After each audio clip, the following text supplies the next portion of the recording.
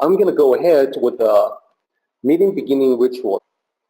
起立，面向佛堂，参加三鞠躬、一鞠躬、再鞠躬、三鞠躬，参加各位点传是一鞠躬，开班一鞠躬，请坐下。Please be seated.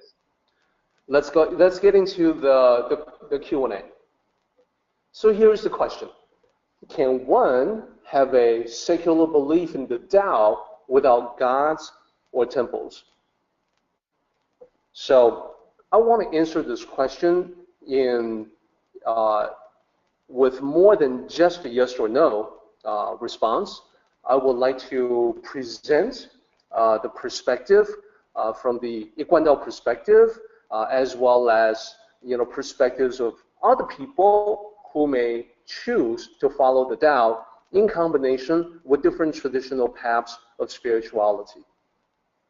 So here's the short answer, yes. Now, as you know, I am not content to merely stop at the short answer. I would like to provide more details, more context, more background, more clarification so that everyone will have the clearest possible understanding on this particular topic.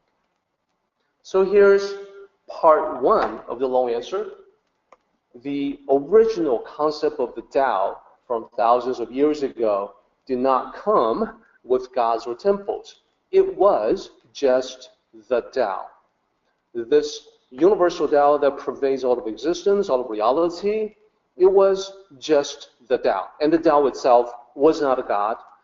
The Tao itself does not require, would not accept, doesn't care about, doesn't feel one way or the other about temples or worshiping rituals. It's just the Tao.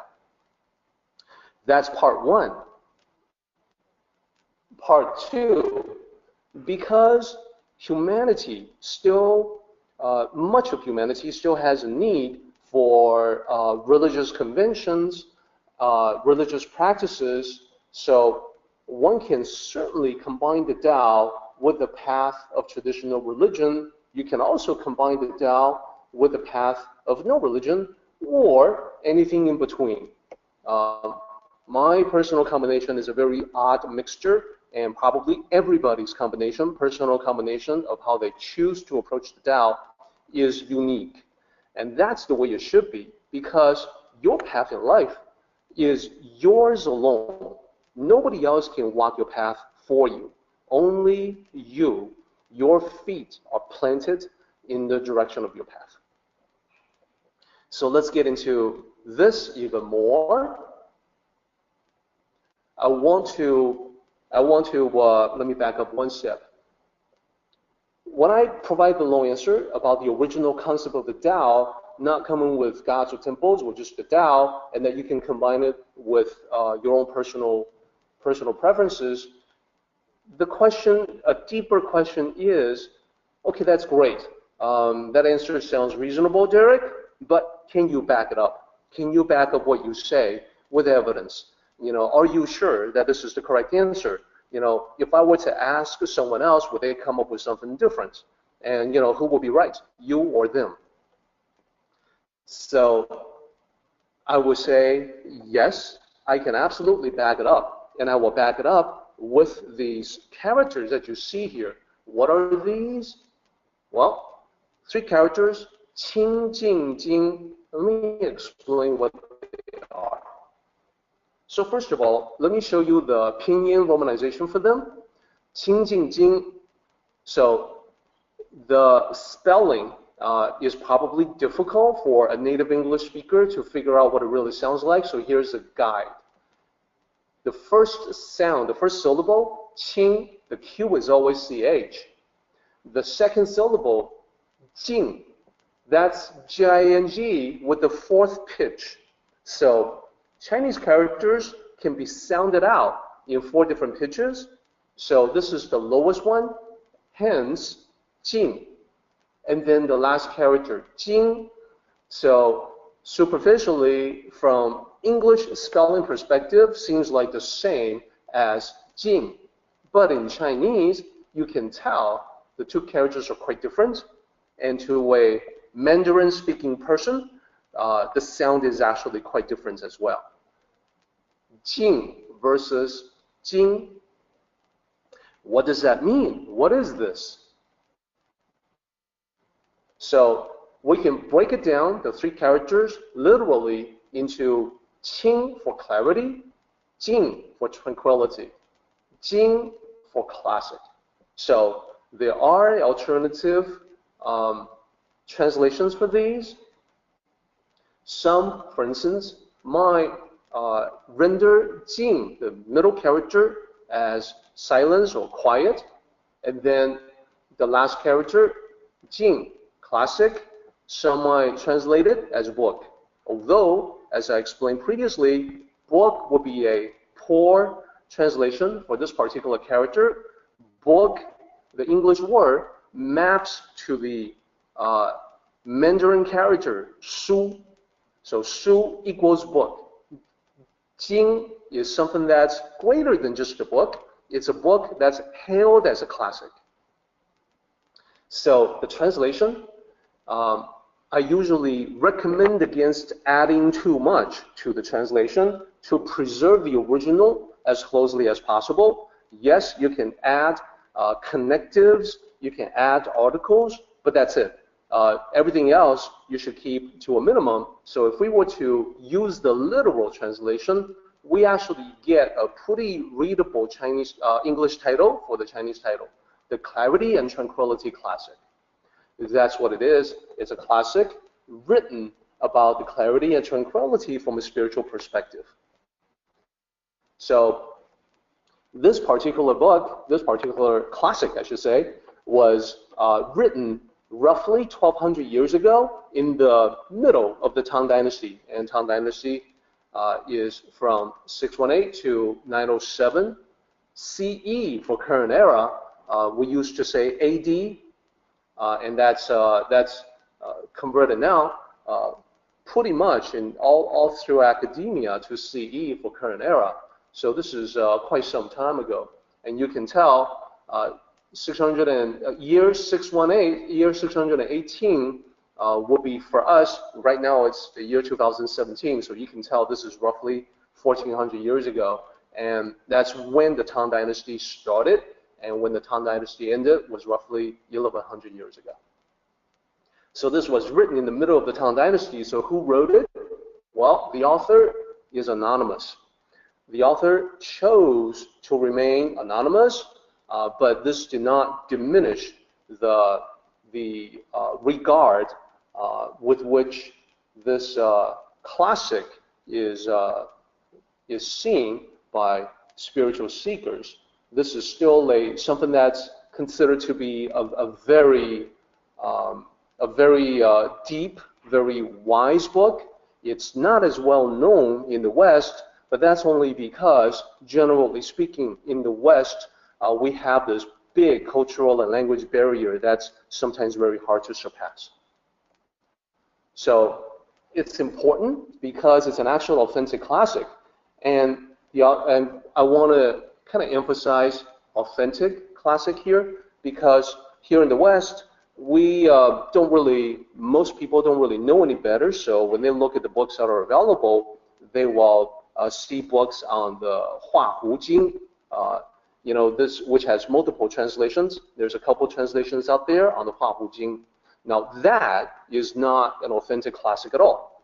That became known in the West only because a Chinese follower of the Tao decided to create basically a false version. The original actual Hua Jing, inauthentic, forgery, contains a lot of stuff that's really negative. That's really, you would look at it and say, well, this can't possibly be a spiritual classic. So they know that. So that particular author created just a made-up version of the Hua Jing, and that made-up version later on is rewritten by an American author to cast it into more Tao-sounding, New Age-sounding terms. Now, many people find that helpful. If you do find it helpful, then it's the made-up stuff that's invented by modern authors that you find helpful, not the original words. You would not want to read the original words. They're truly horrible. that is not an authentic classic. But the Qing Jing is bona fide, actual, authentic classic, genuine classic of the Tao tradition and also of the Buddhism tradition, because this is a classic that combines Tao concepts with Buddhist Dharma. So if you look at the date from roughly 1200 years ago, that's about the halfway point between us and the time of Lao Tzu. Lao Tzu lived about 2500 years ago, and this book is from about 1200 years ago. So by that time, the teachings of the Tao were well known, and the teachings of Buddhist Dharma were also becoming quite well known, and this was a classic that combined the two. So when it combines the two, what it does is that it quotes from Lao Tzu first and foremost, and that is where we can find the answer to our question about the secular path of the Tao, or the original concept of the Tao not involving deities or temples. So here I'm showing you the first 9 lines of the Qing Jing in the original text plus English translation. So it goes like this. Lao Jun says, the great Tao has no form. It gives birth to heaven and earth. The great Tao has no emotions. It moves the sun and the moon. The great Tao has no name. It constantly nurtures all living things. I do not know its name. I am forced to call it the Tao. So I want to give everyone a more detailed explanation of the first 9 lines of Qing Jing. So first thing I want to do, though, is to point out there's a couple of things to note. The first thing that I'll be getting into in a moment is these 2 characters here, Lao Jun. So Lao Jun, different from Lao Zi, but it's actually referring to Lao Tzu. Then the other thing I want to get into is to point out that if you take a look at these couplets, you'll notice that the first 3 characters of each pair is exactly the same. So to see it a little more clearly, let me show you a slide that turns those into red so you can tell what I mean. Those characters are exactly the same. They translate to the great Tao has no, and then the last character corresponds to the last word. The last Chinese character in that line corresponds to the last English word in the translation. So now you can, go through them and then make a clever guess that the last character in this particular line is form. The last character in this particular line is emotions. And the last character in this particular line is name. Okay? So we're saying that the great Tao has no form, no emotions, and no name. Furthermore, look at it this way. So up above, it's basically saying, well, here's what the old master, who now has a new title, Lao Jun, here's what he says. And then what he says is actually in 3 parts. So first part says, even though the Tao has no form, it gives birth to heaven and earth. That's a reference to creation, universal creation. We'll get into that. We'll talk about that in just a little bit. Then the second part about the Tao has no emotions but moves the sun and the moon. That's another way to say that the Tao is another way to describe the natural laws that govern all of existence, including the laws of motion, laws of gravity, space-time continuum, etc. And then the last one, you'll see that I've included a lot more lines in the first 2 parts, and that's because the great Tao has no name, constantly nurtures all living things, provides us with the environment in which to live, but then it goes on to continue with the name part. So the great Tao has no name. I do not know its name. I'm forced to call it the Tao. So this is basically saying that what we have here is not a deity by the name of Tao. No, no, no. this thing, this concept, this idea, this notion, it doesn't really have a name the way that a person has a name, the way that animals have a name that we assign to it. So we have no idea what the name is because it's not a deity. So we're forced to call it a Tao, which is just a term of convenience. So to summarize all of that you have just heard, let me show you the next slide. So first of all, Lao Jun, what does that mean? That's the elder lord. So the first character, Lao, that means old, elder, senior. Jun means ruler, lord. This is an elevated form from the previous honorary title, Lao Zi, which is old master. So Lao Zi, old master, at the same level as other great teachers from history, like Confucius, like Zhuangzi. Here, to further distinguish the wisdom of Lao Tzu from all of the other great teachers from Chinese history, he's elevated to Lao Jun. So, right off the bat, you know that 1,200 years, roughly 1,200 years after the time of Lao Tzu, it's already pretty much an accepted part of the culture to deify Lao Tzu. That is, people have accepted the idea that the Tao cannot be a deity, isn't a deity, was never a deity, can never be a deity, and therefore they will look to deify something else. Ah, I know the person who explained the Tao best, Lao Tzu, let's elevate him into godhood. So the other thing that we can take away from this is less obvious. The other thing we can take away from this is that Lao Tzu was an honorary title that was elevated later on to Lao Jun. So in actual Chinese history, Lao Tzu never meant old son or ancient child or something else that's not really suitable for elevation. It was always a very straightforward, the old master, you know, the old teacher, the old sage, basically. That's what it was.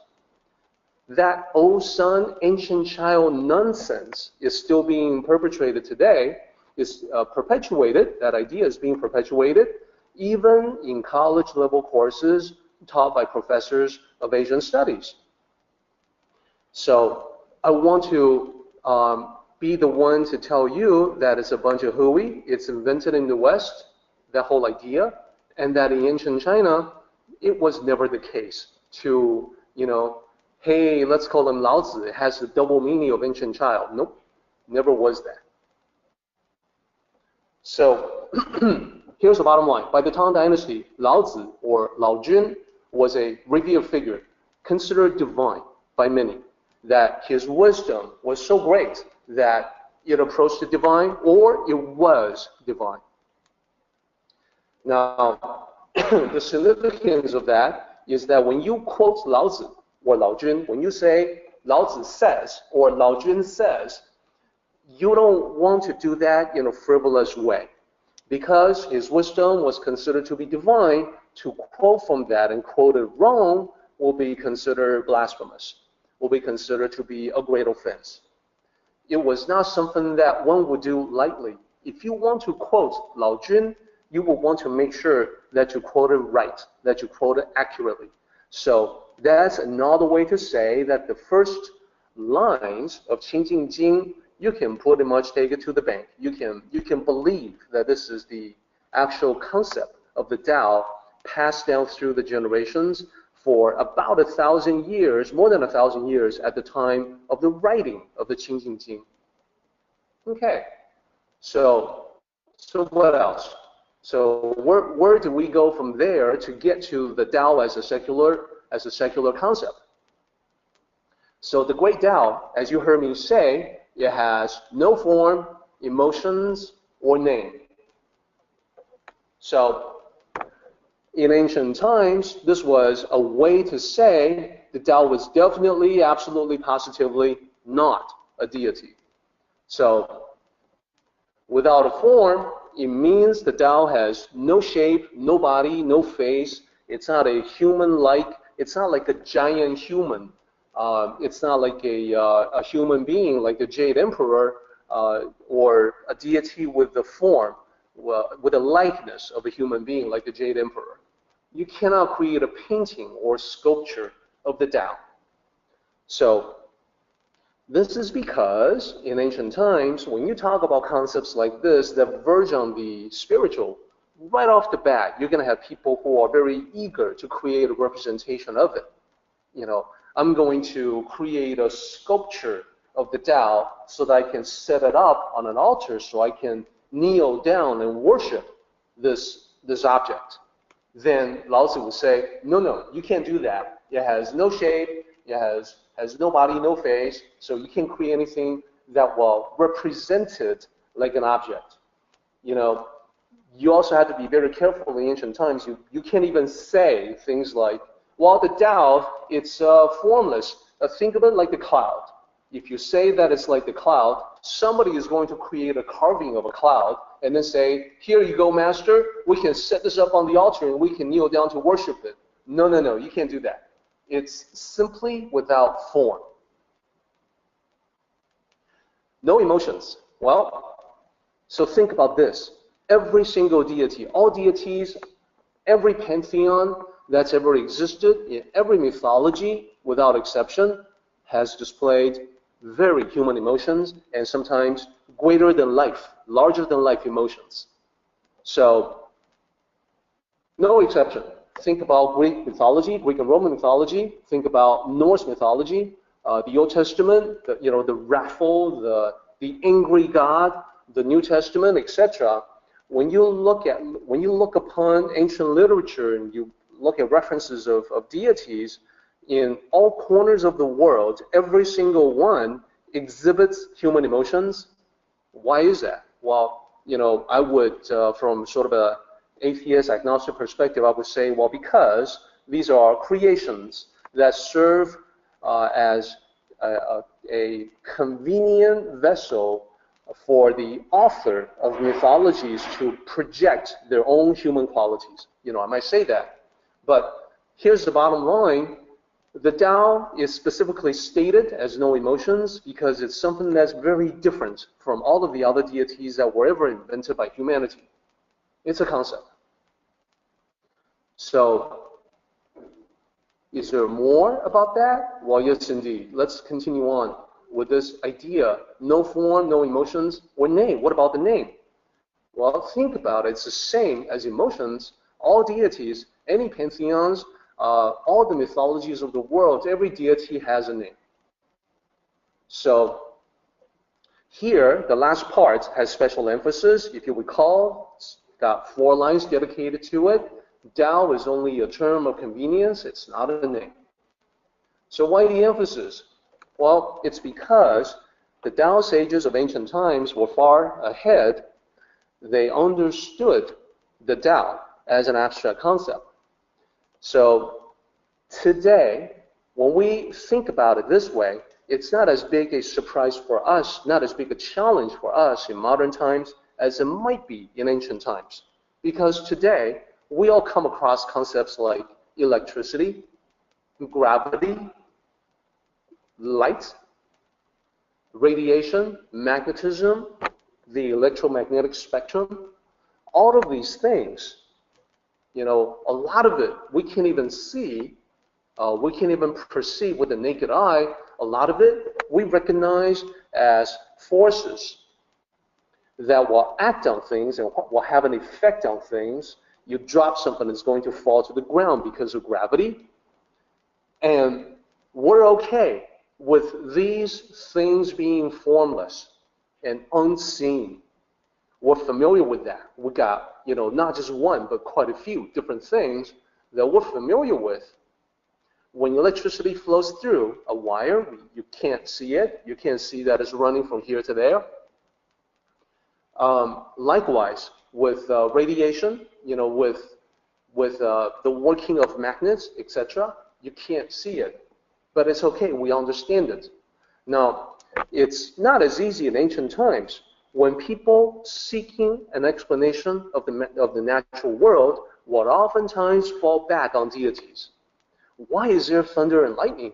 Well, it must be because there's a deity that's in charge of thunder and lightning. You know, in Greek mythology, that deity was Zeus, the lightning-wielding Zeus. In Norse mythology, that deity was Thor. In older Christian literature, you will see references to thunder and lightning as the heavenly artillery, meaning that, you know, God is in charge of these cannons and will fire off these cannons, you know, at the wicked world, at the fallen world of sinners. So the difference between these sages is that they could grasp the abstract, whereas most people wanted to create a human-like figure to explain the natural world. So their mentality was quite the opposite. They would immediately assume that we're talking about gods, unless the ancient sages were very specific, very clear, and also repeated themselves multiple times. Oh, listen, this is what we're talking about here. No face, no body, no hands, forget about all that. No form, nothing to depict, and no name, no emotions. No feelings, no thinking, no preferences, no desires, none of that. So this drove home the idea that the Tao itself was apart from religious context.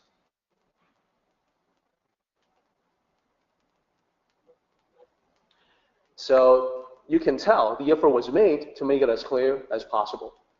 And it's not connected to conventional religions. It's not connected to like an imaginary battle of good versus evil, which features prominently in many mythologies and many religions. So to a point, this worked quite well, so Tao was never actually deified.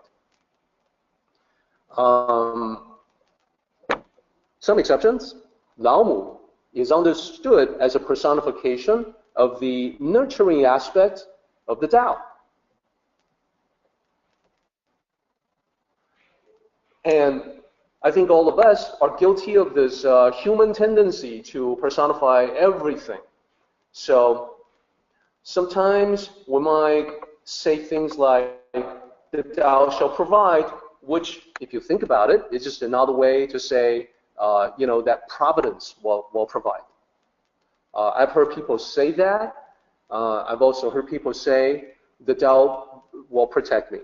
So it isn't actually the Tao that protects you. It's you following the right path, the right Tao, so that you create natural protections from, for instance, giving in to greed, doing negative things that create negative repercussions for yourself, etc. So in effect, you are protected. Of course, it's easier for people to think that there is a supernatural agency by the name of Tao that reaches out to protect you.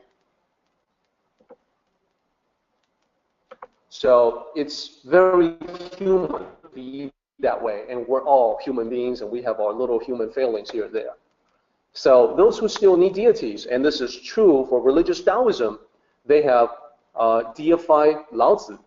And religious Taoism, as it spread through ancient China, also encountered many local sects, local worship of legendary heroes and local deities.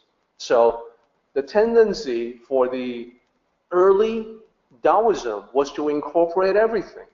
When it spreads to a particular area, that area already had a local deity that people worship, have a little shrine or a temple. Well, it's the religious Taoism is a big tent, so it'll incorporate that into itself.